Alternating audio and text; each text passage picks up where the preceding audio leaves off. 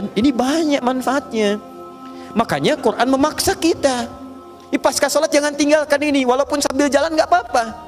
Anda memang ada kebutuhan, misalnya ada keperluan mendesak berangkat kantor. Bukankah ke kantor mencari rezeki? Bukankah istighfar mempercepat rezeki? Bukankah ke kantor mencari berkah? Bukankah istighfar mempercepat berkah? Jangan hilangkan istighfar hanya karena Anda mesti berangkat cepat-cepat.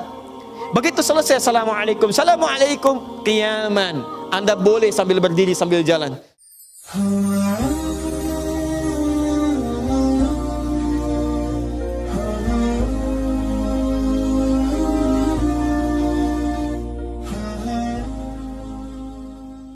Ma faidatu istighfarika ya Syekh? Syekh, Sayyid, Anda saya perhatikan dari tadi setiap bikin adonan, lakukan ini, selalu istighfar. Apa sih manfaat istighfar itu bagi Anda? Apa manfaat istighfar itu bagi Anda? Perhatikan kalimatnya. Wallahi, kata tukang roti ini, wallahi tidak pernah saya mengamalkan istighfar dalam setiap pekerjaan saya kecuali semua doa-doa saya dikabulkan oleh Allah Subhanahu wa taala. Kecuali satu sampai hari ini yang belum terjadi. Dan saya mohon kepada Allah, imma saya sebelum meninggal atau yang saya doakan sebelum meninggal untuk bisa berjumpa dengan saya. Apa doanya itu? Saya memohon kepada Allah untuk berjumpa dengan Imam Ahmad bin Hanbal. Baik itu sebelum saya wafat atau sebelum beliau diwafatkan oleh Allah Subhanahu wa taala.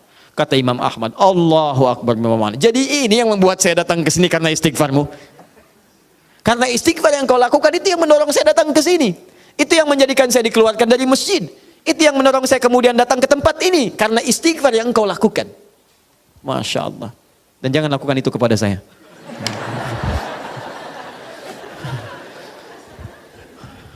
Jadi teman-teman sekalian, ini banyak manfaatnya. Makanya Quran memaksa kita. Pasca sholat jangan tinggalkan ini, walaupun sambil jalan nggak apa-apa. Anda memang ada kebutuhan, misalnya ada keperluan mendesak berangkat kantor. Bukankah ke kantor mencari rezeki? Bukankah istighfar mempercepat rezeki? Bukankah ke kantor mencari berkah? Bukankah istighfar mempercepat berkah? Jangan hilangkan istighfar hanya karena Anda mesti berangkat cepat-cepat. Begitu selesai assalamualaikum, assalamualaikum, qiyaman. Anda boleh sambil berdiri sambil jalan. Astagfirullah, astagfirullah, astagfirullah. Pak Andi, ya mau kemana? Astagfirullah. Astagfirullah, jalan. Assalamualaikum akhi. Ila aina anta? Ila liqa. Astagfirullah. Astagfirullah. Jalan, jalan, jalan, jalan. Bila? Duduk, tenang. Di rumah sakit boleh, tapi kan tidak harus menafikan sholat. Pasca sholat sambil berbaring. Astagfirullah, astagfirullah. Barangkali dengan sakit itu Allah ingin mengampuni dosa Anda. Dan dengan istighfar itu semakin banyak dosa yang diampuni oleh Allah Subhanahu wa ta'ala. Anda sehat, belum mau minta ampun. Dikasih sakit, belum istighfar juga. Lantas Anda mesti dikasih apa lagi? Supaya Allah berkenan mengampuni dosa-dosa Anda. Jadi ini yang membuat amalan ini semakin mendesak. Kemudian setelah itu teman-teman sekalian, fokus baik-baik. Mohon izin, diminta akan ditunaikan dalam setiap keadaan karena sayangnya Allah kepada kita, bukan karena dituntutnya kita untuk banyak mengejarkan dan banyak mengucapkan kalimat-kalimat itu. Jelas? Nah, 3 kali ini standar, biasa. Barangkali nanti Anda ada yang akan 30 kali. Ada yang mungkin akan 300 kali. Kenapa? Karena merasa dosanya semakin banyak pernah dikerjakan. Di 3 kali ini latihan. 1 kali disebut belum ingat dosa, wajar. 2 kali disebut belum ingat dosa, agak wajar. 3 kali disebut belum ingat juga, ada yang salah dalam dirinya. Saya bacakan sekali, Anda belum ingat, wajar. Saya bacakan 2 kali, Anda belum ingat, agak wajar. 3 kali saya sebutkan, masih belum ingat juga, Anda yang keliru di dalamnya. Ya. Makanya kalimat 3 ini jangan diartikan 3 kali dalam pengertian 3 kali tekstual, bukan. Ini standar untuk mengingatkan. Ya, kalau Anda ingin lebih daripada itu silahkan. Kalau merasa ada banyak harus diampuni oleh Allah Subhanahu wa ta'ala. Ingat, mata itu baru keberkahan, lisan ada berkahnya, tangan ada berkahnya sampai ke ujung kaki. Kalau sudah seperti itu, wah enak tuh. Jalan kemanapun hamba Allah Anda. Ya, wa ibadur rahmanil ladzina yamshuna 'alal ardi hauna. Quran surah 25 ayat 63. Hamba Allah itu kalau jalan kemanapun jalannya tenang. Wa idza khatabahumul jahiluna qalu salama. Bahkan diprovokasi oleh orang lain, tenang aja hatinya, salama, tenang, salama, salama. Karena itu, orang-orang yang seringkali istighfar kepada Allah, mendapatkan semua anugerah tadi, maka dia mendapatkan, apa tadi diantaranya? Berkah, kemuliaan, apalagi diantaranya? Ya, tadi himpunan-himpunan tadi disebut dengan salam namanya. Ya, keberkahan, ketenangan, kenyamanan, macam-macam salam namanya. Bahasa singkatnya. Tidak pakai din salam. Ya. Sana. Nah, belum selesai. Siapa yang punya salam ini? Siapa yang punya? Yang punya tadi semua anugerah tadi siapa? Allah. Masya Allah. Dari mana semua kemuliaan ini? Dari Allah. Baik, teman-teman sekalian. Siapa yang menurunkan keberkahan? Allah. Baik. Siapa yang punya kemuliaan?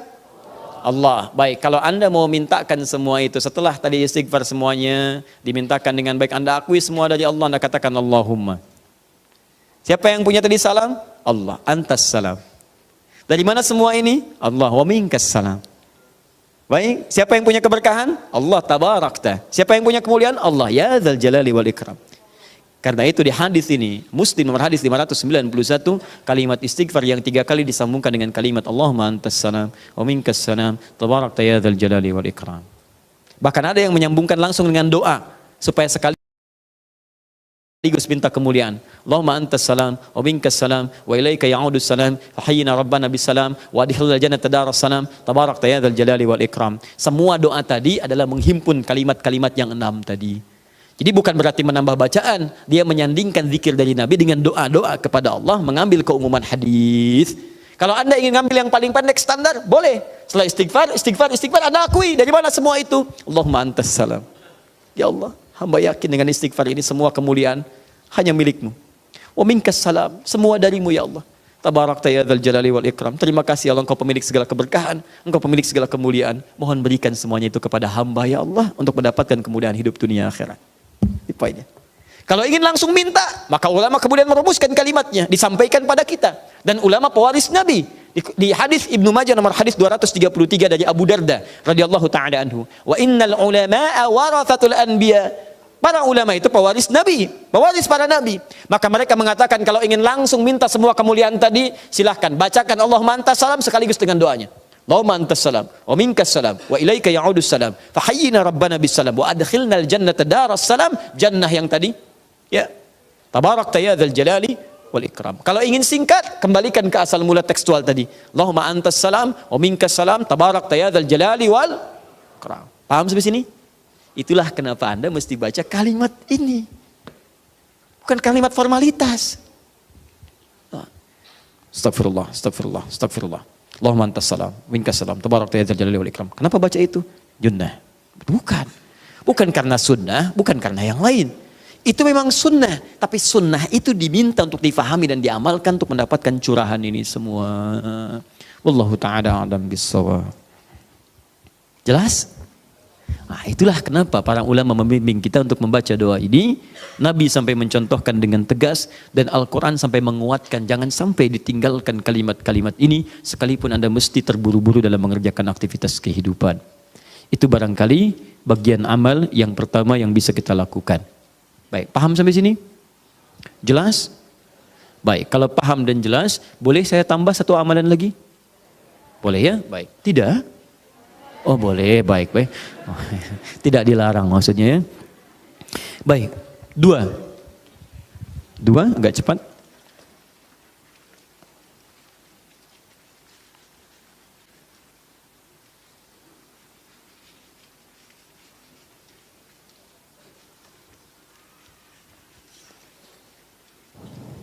Sudah?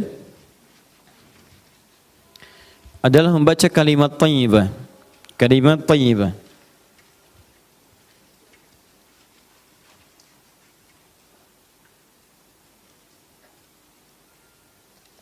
Kalimat thayyibah.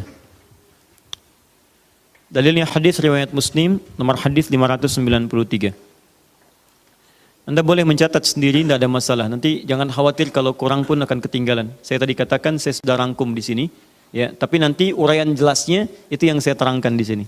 Ya. Sudah, kalimat thayyibah. Apa itu kalimat thayyibah? Sudah?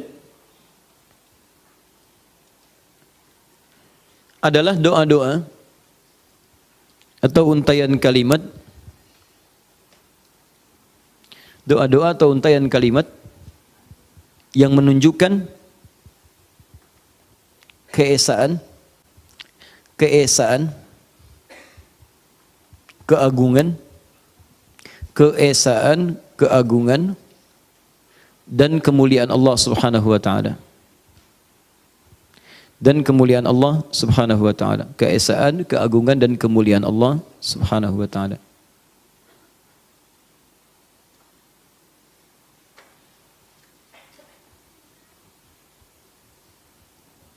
Sudah? Baik, apa di antara bacaannya? Teruskan dulu. Sudah selesai. Astagfirullah, astagfirullah, astagfirullah. Allahumma antas salam, minkas salam, tabarak ya dzal jalali wal ikram. Nah, di hadis Muslim hadis 593 dan digabungkan nanti dengan nomor hadis 597, di antaranya fokus kalimatnya, lihat sini. La ilaha illallah wahdahu la syarika lah, lahul mulku wa lahul hamdu wa huwa ala kulli syai'in qadir. La ilaha illallah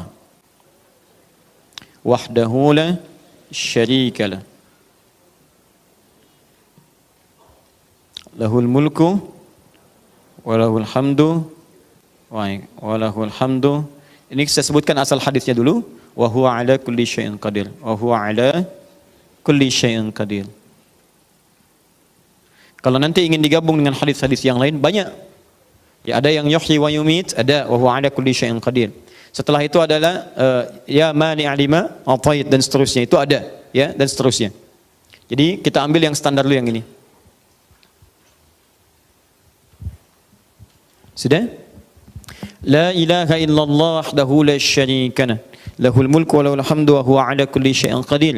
Baik, saya ambil yang standar dulu. Yang lainnya nanti sudah saya turunkan di catatan kami. Ada yang pakai yuhyi wa yumit, ada yang pakai doa-doa tambahan lain, itu tidak ada masalah. Ya. Jadi ambil yang standar dulu. Lihat sini. La ilaha illallah wahdahu la syarika lah, lahul mulku wa lahul hamdu wa huwa ala kulli syai'in qadir. Perhatikan cara berzikir atau cara membacanya. Perhatikan baik-baik. Kalimat la ilaha illallah ini kalimat yang sangat penting, karena ketika Nabi Musa alaihissalam diminta berzikir kepada Allah, kalimat penegas awalnya itu menggunakan kalimat ini. Lihat Quran surah ke-20 ayat 14. Innani anallahu la ilaha illa ana. La ilaha illa ana, kata Allah. Saya Allah, tidak ada Tuhan selain saya. Kalau sayanya kita ganti langsung kepada Allah, kalimatnya la ilaha illallah. Tidak ada Tuhan selain Allah. Fa'budni, ini yang paling penting. Fa'budni. Wa aqimis salata lidzikri, tunaikan salat sebagai zikir kepada saya. Zikir. Ketika Allah menutup ayat ini dengan kalimat zikir, maka zikir yang utama di sini dibuka dengan kalimat ini intinya. La ilaha illallah. Perhatikan baik-baik. Anda ucapkan la ilaha illallah. Ucapan ini bukan kalimat di lisan saja, tapi zikir yang mampu mengingatkan Anda dengan Allah dan dekat dengan Allah Subhanahu wa taala. Fokus. La ilaha illallah. Lihat kalimat ini. Illallah, Allahu. Tidak disebutkan nama Allah. Saya ulang, tidak disebutkan nama Allah. Baik dalam Al-Quran ataupun dalam hadis, kecuali menunjuk pada beberapa makna yang utama. Satu, menunjuk pada pengesaan. Pengesaan. Kalau dalam bahasa Quran disebut dengan ahad. Ahad. Konsekuensi dari kalimat ini adalah, jika Anda sudah menjadikan Allah hanya yang satu, maka tidak boleh ada terfikirkan atau bahkan tersikapi dengan tindakan yang mengarahkan bahwa Anda, mohon maaf, mengakui atau bahkan misalnya memikirkan Tuhan-Tuhan lain selain Allah Subhanahu wa taala. Bahkan sekadar berucap. Kita sudah mengatakan la ilaha illallah, berarti semua jiwa raga kita dari ujung kepala sampai ujung kaki hanya kepada Allah saja. Pengertian paling singkatnya, hanya Allah Tuhan yang dipertuhankan, tidak ada yang lain. Jadi kalau ada yang mengatakan ada Tuhan selain Allah, ya ada yang diyakini selain Allah, padahal dia mengakui la ilaha illallah misalnya, maka kalimat la ilaha illallahnya punya persoalan dalam dirinya. Ada yang salah dengan kalimat itu. Nah, kalimat ini disebut oleh Al-Quran dengan nama ahad. Makanya ketika memperkenalkan nama Allah disebutkan ahadnya. Ya, ketika bertanya orang-orang kafir Quraisy pada saat itu, siapa Rabb yang dimaksud? Kamu hanya mengatakan Tuhanmu Rabb. Karena ketika ditanya siapa Tuhanmu, qul a'udzu birabbil falaq, Rabb. Siapa Tuhanmu? Qul a'udzu birabbin nas, Rabb. Kata orang Quraisy, kalau cuma Rabb, kami juga punya Rabb. Namanya Lata, Uzza dan sebagainya. Siapa Rabb kamu? Turunlah surah Al-Ikhlas itu. Kul huwa, katakan Muhammad, yang disebut Rabb itu huwa Allah. Ketika menyebutkan Allah, turun ininya, Ahad. Jadi, kalau sudah Anda katakan mantap Allah, Ahad, tidak ada yang lain. Makanya kata Allah satu-satunya kata yang hanya ditujukan pada Tuhan yang hak. Ya, silahkan cek dari namanya. Saya pernah turunkan di sini. Dari namanya tidak akan pernah bisa disaingi oleh nama-nama lain yang dipertuhankan. Setiap Anda hilangkan huruf dalam kalimat ini akan menunjuk pada zat yang sama, yang Ahad. Ahad satu-satunya, tidak ada yang lain. Lihat sini. Boleh pinjam penghapus? Masya Allah, dikembalikan pada tempatnya. Alhamdulillah. Biasa ya. Semoga Allah mengampuni dosa kita semua. Baik. Saya dekatkan ke saya aja ya, sini. Lihat sini. Allah, Allah, Masya Allah. Lihat sini. Ahad. Sifat ketuhanannya. Saya buang hamzah wasalnya begini. Baca. Lillahi ma fis samawati wa ma fil ard. Begitu saya hilangkan satu hurufnya masih menunjuk pada zat yang sama, Allah. Saya buang lam pertama satu, otomatis tasdidnya ikut hilang. Baca. Lahu mulkus samawati wal ard. Masih menunjuk pada zat yang sama. Saya hapus lagi lamnya. Baca. Hu ini singkatan dari huwa. Kalau Anda baca huwa dalam bahasa Arab, ini Anda baca huwa misalnya, kemudian Anda berhenti di kalimat ini, wakawaknya nggak muncul. Contoh, Anda baca ayat kursi Al-Baqarah ayat 255. Allahu la ilaha illa huwal hayyul qayyum. Anda mau berhenti di huwa, maka Anda bacakan Allahu la ilaha illa hu. Hu. Paham? Hu. Apa artinya hu? Huwa. Siapa huwa itu? Balik. Kul huwa Allahu ahad. Kalau Anda tanya, hu itu apa? Huwa. Siapa huwa ini? Balikan. Kul al-ikhlas. Huwa. Katakan yang dimaksud huwa itu Allah ahad. Hapus semua hurufnya. Hapus. Baca. Tidak ada bahasa Arabnya ghaib. Ghaib itu tidak kelihatan. Maka sifat Allah disebut dengan ghaib. Al-Baqarah dalilnya ayat ketiga. Alladzina yu'minuna bil ghaib. Perhatikan, semua sifat yang menunjuk kepada Allah, kalau nama ini bukan nama yang dikehendaki oleh Tuhan yang hak, mustahil punya sifat seperti ini. Perbedaan dengan manusia banyak. Jadi kalau Anda menemukan kata-kata kalimat-kalimat yang dipertuhankan tidak sama dengan yang ini, teman-teman, maka dia bukan Tuhan yang hak. Misal, ayo bandingkan dengan kreasi manusia. Nama saya disematkan oleh bapak dan ibu saya. Disebut dengan Adi, A-D-I, Adi. Hapus hurufnya satu. Yo. Di. Menunjuk pada saya? Belum tentu. Saya lewat ada panggil di. Belum tentu saya nengok. Mungkin yang nengok Dedi, yang nengok Andi, yang nengok Edi, banyak. Anda misalnya hilangkan lagi satu huruf ya apa? Saya makin gak enak. Dah. Cek. Silakan lihat, dihapus, orangnya nggak ada. Selesai. Karena ketika nama Anda dihapus di kantor, Anda sudah tidak bekerja di situ lagi. Ketika nama Anda dihapus dalam arsip kehidupan dunia, artinya Anda sudah masuk ke liang lahat. Nah, persoalannya, berarti kalau ada nama-nama yang dipertuhankan, dihapus setiap hurufnya tidak menunjuk pada zat yang sama, itu menunjukkan dia bukan Tuhan yang hak. Itu diantara argumentasi tauhid dari pembahasan tentang kaidah uluhiyah, tauhid uluhiyah. Sederhana tapi dalam maknanya. Silahkan cek dengan nama lain yang dipertuhankan. Tidak perlu di sini, ya. Jika dialog misalnya turunkan nama-nama yang dipertuhankan, turunkan, hapus setiap hurufnya, maka Anda akan temukan perbedaan di dalamnya. Karya manusia beda dengan penciptaan Allah Subhanahu wa taala, dan nama manusia beda dengan penamaan yang melekat pada Allah Subhanahu wa taala. Jelas sampai sini? Maka dari itu kalau sudah yakin, kenapa Anda masih mempertuhankan yang lain? Nah, ketika Allah kemudian mengatakan, "Ya Allah, saya mau ya Allah." Sudah menuhankan Anda, maka jangan akui Tuhan yang lain. Bagaimana caranya? Maka fa'budni, buktikan itu lewat penyembahan, ibadah. Maka nama Allah itu melekat makna yang kedua, al-ma'budul haq. Kalau sudah mengatakan la ilaha illallah, artinya Anda sanggup membuktikan keyakinan itu dengan penyembahan pada Allah. Bagaimana caranya? Ibadah. Makanya setelah kalimat syahadat muncul kemudian turunan ibadah. Setelah asyhadu an la ilaha illallah wa asyhadu anna muhammadar rasulullah, apa setelahnya? Salat. Bukankah salat ibadah? Bukankah salat ibadah? Makanya Nabi Musa diminta salat. Lihat kalimatnya. Quran surah 20 ayat ke-14. Innani anallahu la ilaha illa ana, kata Allah. Fa'budni, sembah saya. Gimana ya Allah? Wa aqimis salata lidzikri. Salat. Anda bertanya, ya Allah, saya ingin menyembah Engkau dengan lebih lengkap lagi, bagaimana caranya? Maka Allah turunkan tata cara mendekat kepadanya, bingkainya disebut dengan Islam. Bingkai itu dalam bahasa Al-Quran disebut dengan din. Turun Quran surah ketiga ayat ke-19. Inna dina indallahil Islam. Din yang diridhai oleh Allah, sisi Allah untuk menyembahnya adalah Islam. Maka turunan setelah syahadat dalam Islam semuanya ibadah. Setelah syahadatain itu salat, setelah salat itu zakat, setelah zakat itu puasa, setelah puasa haji. Bukankah semuanya ibadah? Nah, jadi kalau ada yang mengatakan Tuhannya Allah tapi tidak mau salat, berarti ada yang salah dalam la ilaha illallahnya. Makanya setiap panggilan salat melekat kalimat la ilaha illallah, bahkan ditutup awal dengan akhir. Diperkenalkan Allah dulu, Allahu Akbar, Allahu Akbar. Syahadu an la ilaha illallah, ujungnya la ilaha illallah. Ingatkan, kamu benar nggak la ilaha illallahnya? Ayo salat, buktikan. Jadi kalau orang dipanggil Allah, diingatkan la ilaha illallah, nggak mau salat, ada yang salah dengan kalimatnya. Allahu Akbar, Allahu Akbar. Iya tahu.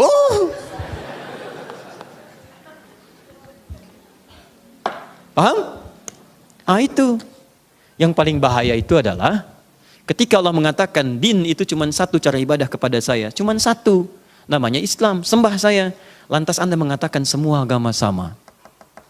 Caranya beda, cuma menuju Tuhan yang sama. Itu lebih fatal lagi. Lebih fatal lagi. Karena menunjukkan dia tidak paham dengan kalimat la ilaha illallah. Nah, karena itu, mohon izin ya, mohon maaf. Ketika Anda sudah istighfar mengatakan ini la ilaha illallah wahdahu la syarikalah, teruskan.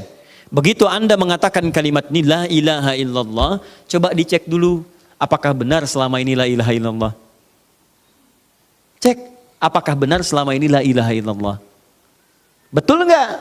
Ya. Betul enggak memprioritaskan ibadah?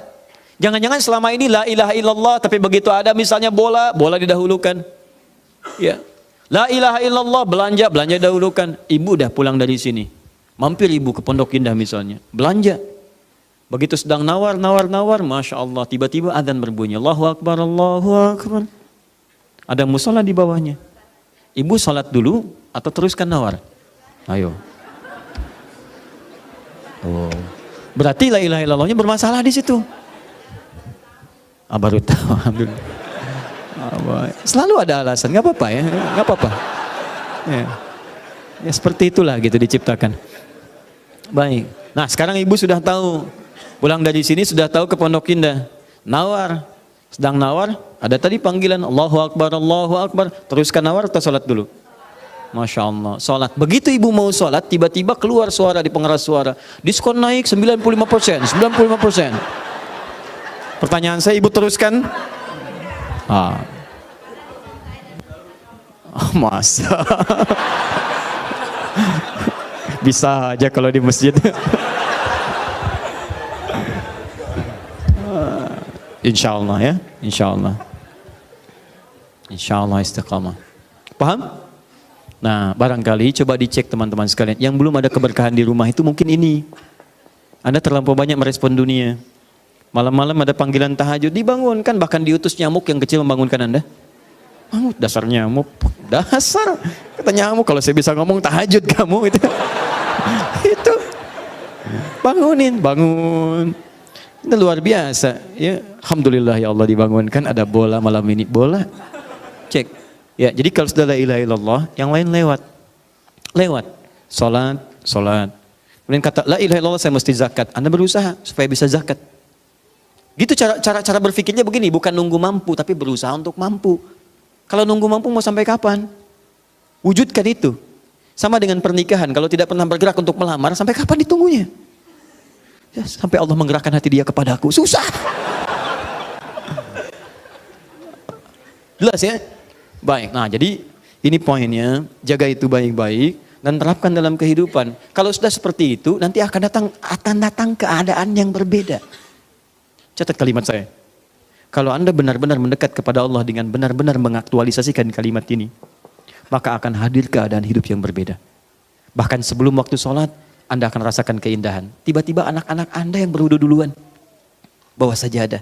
Padahal dia baru 5 tahun, 4 tahun. Karena Anda sering mencontohkan dalam hidup. Tiba-tiba dia datang ke kamar mandi. Anda kira dia main air, begitu dilihat ternyata dia sedang berwudu. Anda bisa menangis pada saat itu. Tiba-tiba dia ambil sajadah.